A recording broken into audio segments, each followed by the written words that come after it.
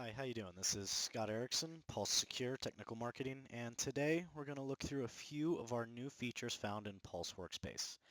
First, while Android for Work isn't a new feature, the most recent release of PWS enables a much simpler method of setup on the admin side.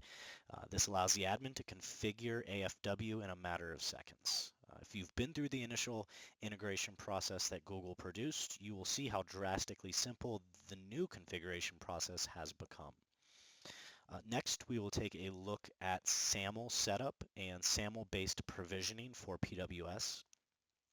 And in the provisioning setup, we will look at our last new feature, email discovery.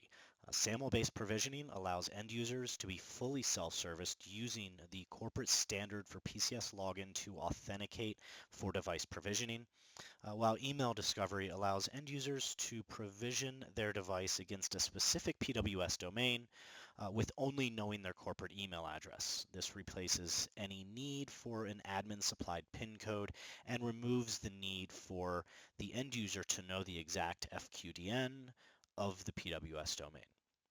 So first we will look at Android for Work.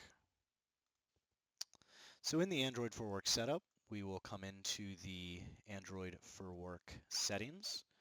And here we will click the first box, Enable Android for Work Accounts. Gives you a warning that you're going to be leaving the Pulse Secure website and going to a Google website.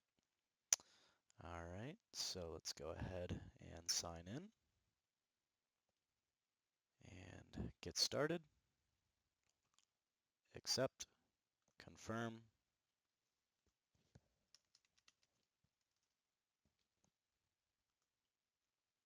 complete. And that is it. That is the entirety of Android for Work setup.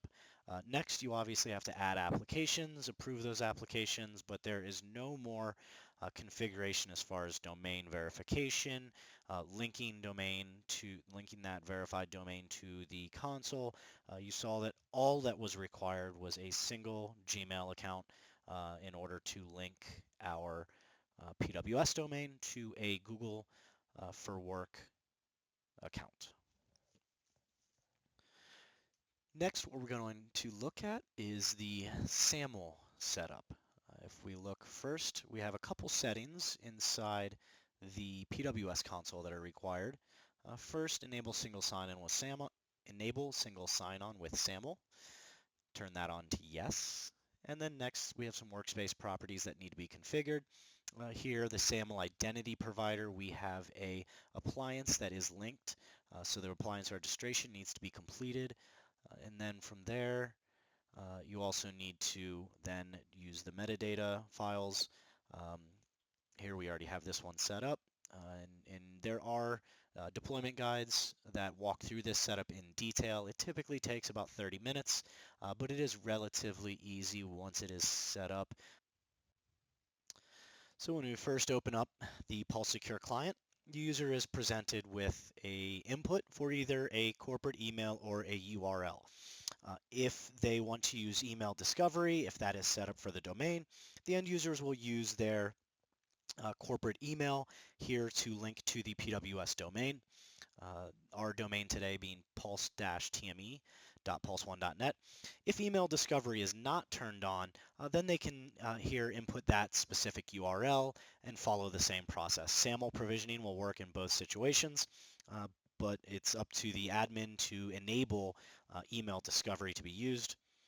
Here we're going to use email discovery, put in my email address.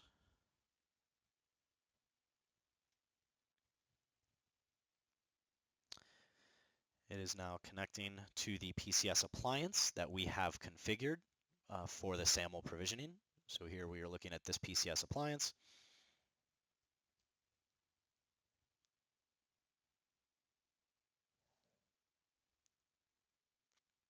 We have authenticated to the PCS appliance, and now we begin the provisioning process for the PWS device.